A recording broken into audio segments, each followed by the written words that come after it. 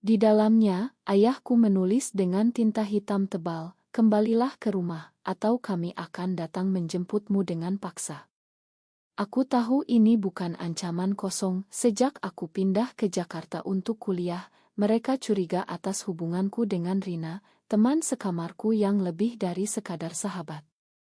Malam itu, saat hujan deras mengguyur ibu kota, Rina memelukku dari belakang. Bisikannya hangat di telingaku, "Kita bisa lari, Sari. Kita bisa mulai hidup baru." Tapi aku tahu, di Indonesia ini, cinta seperti kami bukanlah sesuatu yang mudah disembunyikan. Keluargaku, dengan akar agama yang kuat di desa kecil di Jawa Tengah, takkan pernah menerima bahwa putri mereka mencintai seorang perempuan. Pagi harinya, aku berpura-pura biasa saja saat sarapan bersama Rina. Dia, dengan rambut panjangnya yang selalu terurai bebas, tersenyum manis sambil menyajikan nasi goreng. "Kenapa mukamu pucat? Mimpi buruk lagi?" tanyanya. Aku menggeleng, tapi hatiku berdegup kencang. Rina adalah segalanya bagiku sejak kami bertemu di kampus Universitas Indonesia 2 tahun lalu. Dia berasal dari keluarga liberal di Jakarta, ayahnya seorang pengusaha yang sibuk, ibunya seorang seniman yang mendukung kebebasan. Berbeda dengan keluargaku, yang melihat pernikahan sebagai kewajiban suci, dan cinta sesama jenis sebagai dosa besar. Aku ingat pertama kali kami berciuman, di bawah pohon beringin di kampus saat malam tiba. Itu seperti ledakan, tapi sejak itu aku selalu dihantui rasa bersalah. Hari itu aku mendapat telepon dari ibuku. "Sari, ada yang ingin bertemu denganmu. Kakakmu bilang kamu dekat dengan seorang gadis. Apa benar?" Suaranya penuh kekhawatiran, tapi aku bisa merasakan nada tuduhan di baliknya. Aku menyangkal, tentu saja, tapi hati kecilku tahu ini baru permulaan. Di kampus, aku bertemu dengan teman lama, Andi, yang tahu rahasiaku. "Hati-hati, Sari. Di sini, orang-orang bicara. Kalau keluargamu tahu, bisa-bisa mereka paksa kamu nikah." Kata-katanya membuatku gelisah. Malamnya, saat Rina tidur, aku duduk di balkon, memandang lampu-lampu kota yang berkedip. Apa yang harus kulakukan? Meninggalkan Rina berarti menghancurkan hatiku sendiri, tapi bertahan berarti menghadapi badai dari keluarga dan masyarakat. Keesokan harinya, konflik mulai memuncak.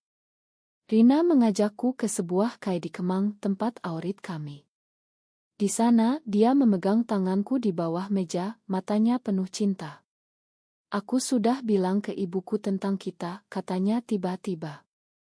Aku tersedak kopi. "Apa? Kenapa kamu lakukan itu tanpa bilang aku?" Rina tersenyum, "Ibuku dukung, Sari. Dia bilang cinta itu bebas. Tapi bagiku, itu seperti bom waktu. Bagaimana kalau berita ini sampai ke telinga keluargaku? Di Indonesia, di mana undang-undang tentang pernikahan sesama jenis masih tabu, dan masyarakat sering menilai dengan pandangan konservatif, hubungan kami seperti berjalan di atas pisau." Aku pulang dengan pikiran kacau. Di kos, aku menemukan surat lain, kali ini dari kakakku. "Kami tahu tentang Rina. Ayah marah besar. Kembalilah, atau kami akan datang." Hatiku hancur. Malam itu, aku bertengkar dengan Rina untuk pertama kalinya. "Kamu terlalu ceroboh. Keluargaku bukan seperti keluargamu," jeritku. Rina menangis, "Aku cuma ingin kita bahagia, Sari. Kenapa kamu selalu takut?" Aku tahu dia benar, tapi ketakutan itu nyata. Di desa, perempuan seperti kami sering dikucilkan, bahkan diancam. Aku ingat cerita tetangga yang dipaksa kawin karena dicurigai lesbian. Apa aku siap membayar harganya? Hari-hari berikutnya, tekanan semakin bertambah. Ayah menelepon, suaranya dingin, "Pulang sekarang, Sari. Ada calon suami yang kami pilih." Aku menolak, tapi itu hanya membuatnya lebih marah. Rina mencoba menenangkanku, tapi aku mulai menjauh. Di kampus, gosip mulai menyebar. Teman-teman memandangku aneh, dan seorang dosen bahkan memanggilku untuk nasihat. Jaga nama baik keluarga, Sari. Jangan ikuti tren barat yang merusak moral. Kata-katanya seperti pukulan. Aku merasa terpojok antara cinta dan kewajiban. Akhirnya, aku memutuskan untuk bertemu dengan keluarga. Aku naik kereta ke Jawa Tengah, meninggalkan Rina dengan janji akan kembali. Di perjalanan, aku memikirkan segalanya. Apa aku salah mencintai Rina? Atau masyarakat yang salah karena tak memberi ruang? Saat tiba di rumah, ayah menyambutku dengan tatapan marah. "Kamu bawa malu keluarga," katanya. Ibu menangis di sudut. Kakakku, yang selalu protektif, bilang kita bisa selesaikan ini. Nikah saja dengan anak Pak Haji. Hatiku sakit. Di malam itu, aku berbaring di kamar lama, memandang foto Rina di ponsel. Aku tahu keputusan apapun akan ada harganya. Kembali ke Jakarta, aku merasa seperti orang asing di kota sendiri. Rina menjemputku di stasiun, matanya merah karena menangis. "Kenapa kamu pergi tanpa bilang detail?" tanyanya. Aku memeluknya, tapi ada dinding di antara kami sekarang. Keluargaku telah memberi ultimatum, putus dengan Rina atau mereka akan putus hubungan denganku. Di kos, kami duduk diam lama. "Aku tak bisa kehilanganmu, Sari," bisik Rina. Tapi aku tahu, ini bukan akhir. Beberapa hari kemudian, seorang teman Rina, Lina, datang berkunjung. Lina adalah aktivis di Jakarta, dia tahu cerita kami. "Kalian harus berjuang. Di sini banyak yang seperti kalian," katanya. Tapi bagiku, itu terlalu berisiko. Konflik memuncak saat ayah datang ke Jakarta tanpa pemberitahuan. Dia muncul di depan kosku, dengan kakakku di sampingnya. "Kami bawa kamu pulang," katanya tegas. Rina kebetulan ada di sana, dan ayah melihat kami bergandengan. Matanya membara. "Ini dosa, Sari. Kamu harus berhenti," jeritnya. Rina membela, "Cinta kami bukan dosa, Pak. Ini hati kami." Ayah marah besar, hampir memukul, tapi kakakku menahannya. Mereka pergi setelah memaksa aku ikut, tapi aku menolak. Malam itu, aku dan Rina bertengkar hebat. "Kenapa kamu tak pergi saja kalau takut?" kata Rina. Aku menangis, karena aku cinta kamu, tapi aku juga cinta keluarga. Hari berikutnya, aku bertemu Lina lagi. Dia cerita tentang komunitas rahasia di Jakarta, di mana perempuan seperti kami bisa saling dukung. Tapi hati-hati, Sari. Ada yang membocorkan rahasia. Kata-katanya membuatku paranoid. Di kampus, aku mulai dihindari teman-teman. Seorang teman dekat, Maya, bilang aku dukung kamu, tapi orang tua khawatir. Itu membuatku sadar betapa dalamnya akar diskriminasi di masyarakat Indonesia. Malamnya, Rina mendapat pesan ancaman dari nomor tak dikenal, "Putus atau kami sebarkan foto kalian." Kami panik. Siapa yang tahu? Aku memutuskan untuk konfrontasi dengan keluarga lagi. Aku telepon ayah, "Pak, aku tak bisa berubah. Ini aku yang sebenarnya." Ayah diam lama lalu bilang, "Kamu bukan anakku lagi." Kata-kata itu seperti pisau. Ibu menelepon kemudian, menangis, "Kembalilah, Sari. Kami bisa obati kamu." Mereka pikir ini penyakit. Hatiku hancur, tapi itu membuatku lebih dekat dengan Rina. Kami memutuskan untuk pindah ke apartemen kecil, jauh dari kos lama. Tapi masalah tak berhenti. Rina kehilangan pekerjaan paruh waktunya karena gosip. Bosku bilang aku tak cocok, katanya sedih. Di tengah itu muncul pengkhianatan. Lina yang kupikir teman, ternyata membocorkan rahasia kami ke keluarga Rina. Bukan, tunggu ke keluargaku. Aku tahu saat kakakku menelepon, kami tahu dari temanmu. Aku marah besar ke Lina. Kenapa kamu lakukan itu, tanyaku. Lina menjawab dingin, karena aku cinta Rina. Kamu tak pantas dengannya. Ternyata Lina menyukai Rina sejak lama. Pengkhianatan itu seperti pukulan telak. Rina syok, aku tak tahu, Sari. Percayalah. Tapi kepercayaan retak. Kami bertengkar lagi. Aku menuduh Rina tak setia. Mungkin kamu suka Lina juga, jeritku. Rina menangis, tidak. Aku hanya cinta kamu. Tapi keraguan itu ada. Di malam itu aku pergi jalan sendirian di jalanan Jakarta, hujan lagi. Aku memikirkan segalanya, cinta, pengorbanan, harga yang harus dibayar. Apa layak? Saat kembali, Rina menunggu. Kami berdamai, tapi luka itu dalam. Tekanan sosial semakin kuat. Di media sosial, ada postingan anonim tentang mahasiswi lesbian di UI. Kami tahu itu tentang kami. Teman-teman menjauh, dan keluarga Rina mulai curiga. Ayah Rina menelepon, apa benar kamu dengan Sari? Rina menyangkal, tapi ayahnya bilang kalau iya aku tak ingkan. Berbeda dengan keluargaku, keluarga Rina lebih terbuka, tapi tetap ada batas. Rina mulai ragu, mungkin kita harus pisah sementara. Aku tak setuju. Kita harus lawan, kataku. Tapi di dalam, aku lelah. Hari itu aku bertemu psikolog kampus. Ini normal, Sari. Tapi di masyarakat kita butuh kekuatan. Kata-katanya memberi harapan kecil. Malamnya kami memutuskan untuk ikut acara komunitas rahasia. Di sana kami bertemu banyak cerita serupa, perempuan yang dikucilkan, dipaksa kawin, bahkan diusir. Itu membuatku sadar kami tak sendirian. Tapi di akhir acara ada raya polisi. Kami lari, tapi itu membuatku takut. Apa ini akhir? Setelah kejadian raya, kami lebih hati-hati. Rina dan aku pindah lagi ke daerah pinggiran Jakarta.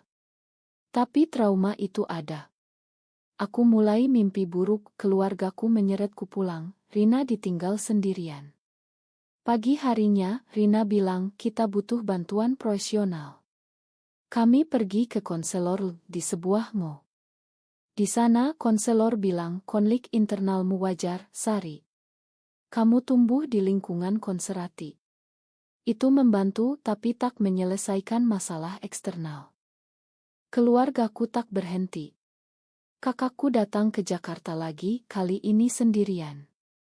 Sari, ayah sakit karena ini, katanya. Hatiku teriris. Sakit apa, tanyaku. Jantungnya kambuh. Dia bilang karena malu.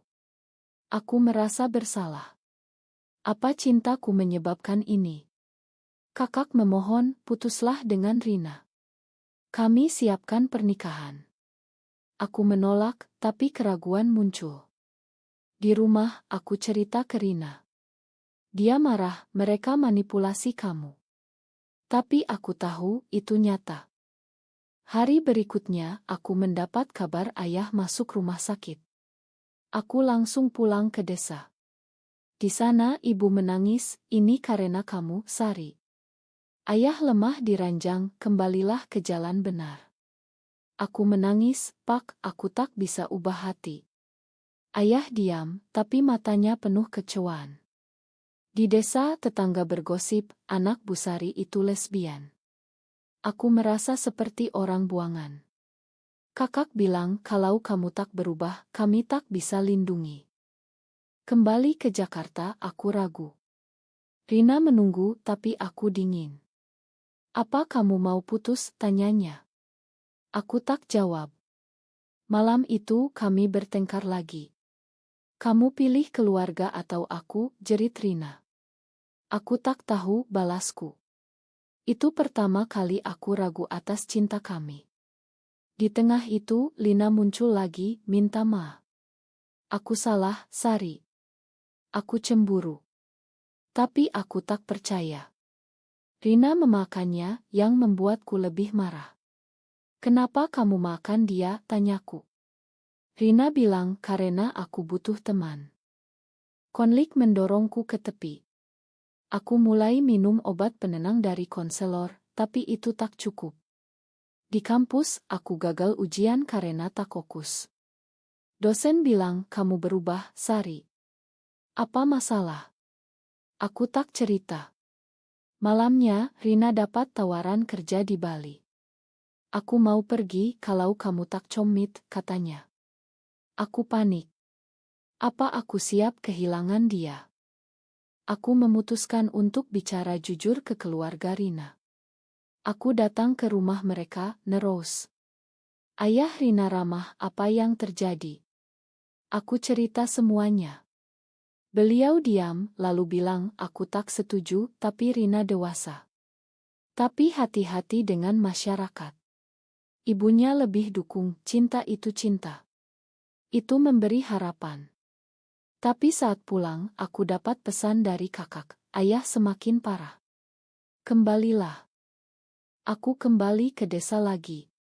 Kali ini, ayah bicara panjang, di agama kita, ini haram. Tapi aku cinta kamu.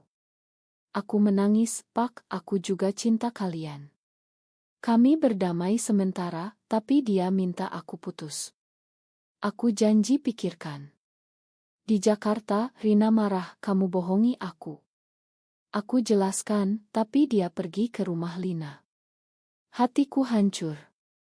Apa dia selingkuh? Malam itu aku sendirian, memikirkan pengorbanan. Cinta ini telah merenggut kedamaianku, hubungan keluarga, teman. Tapi tanpa Rina, aku kosong. Pagi harinya, Rina kembali, aku cuma ngobrol dengan Lina. Ma, kami berdamai, tapi luka bertambah. Di tengah itu, ada demo anti-LGBT di Jakarta. Kami lihat Dit, takut. Apa kita aman? Tanya Rina. Aku tak jawab.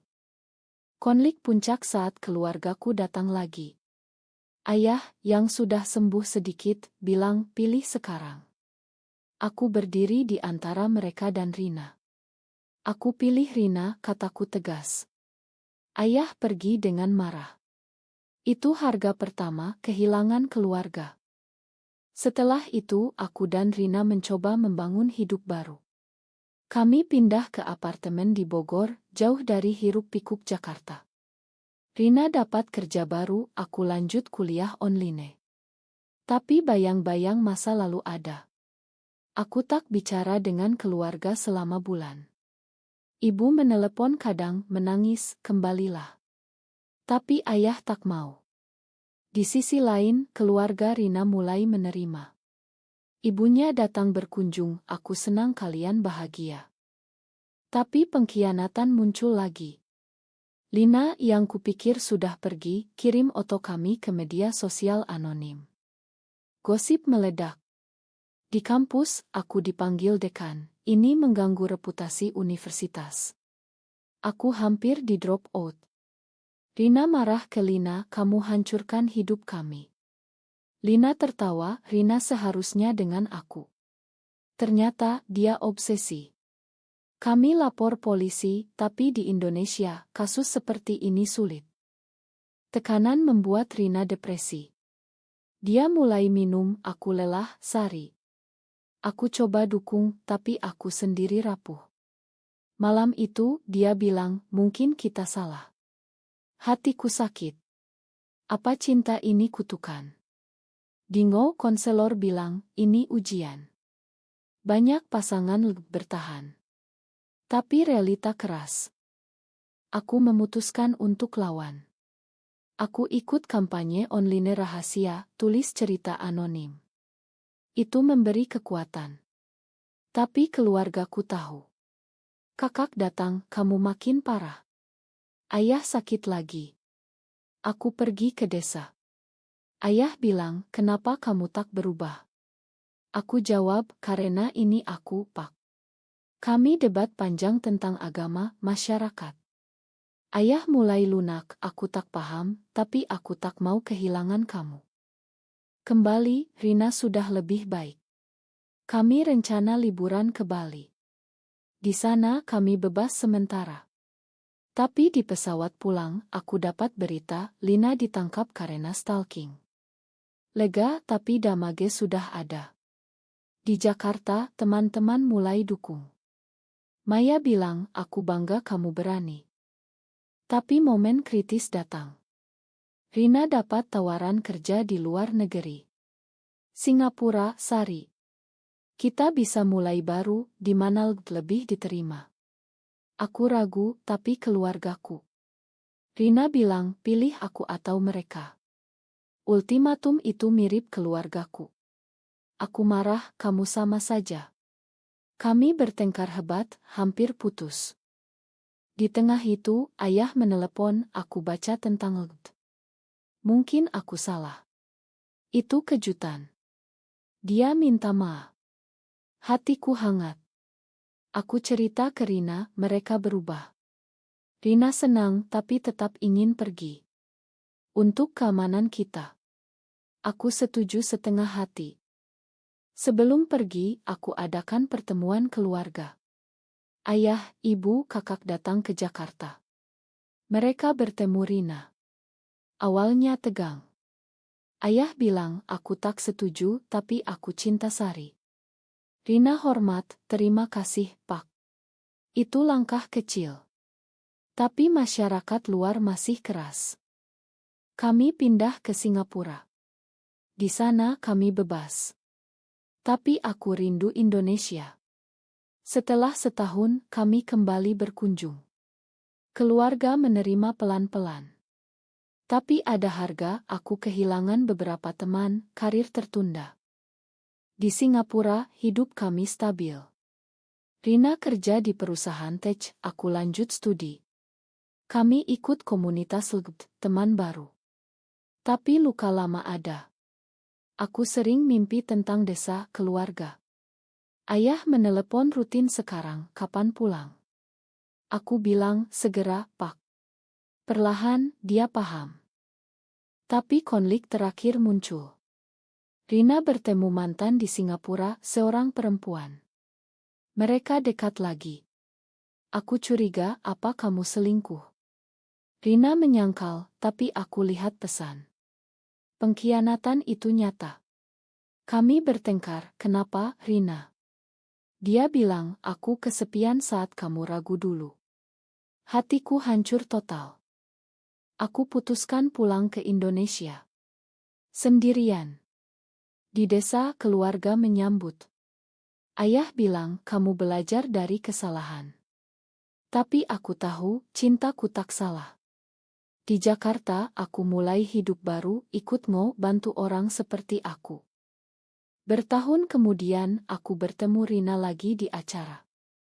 Dia minta maaf, aku salah. Tapi aku sudah move on, aku punya pasangan baru, tapi cerita kami jadi pelajaran. Apakah mencintai seseorang meski bertentangan dengan norma masyarakat selalu layak dibayar dengan pengorbanan sebesar itu?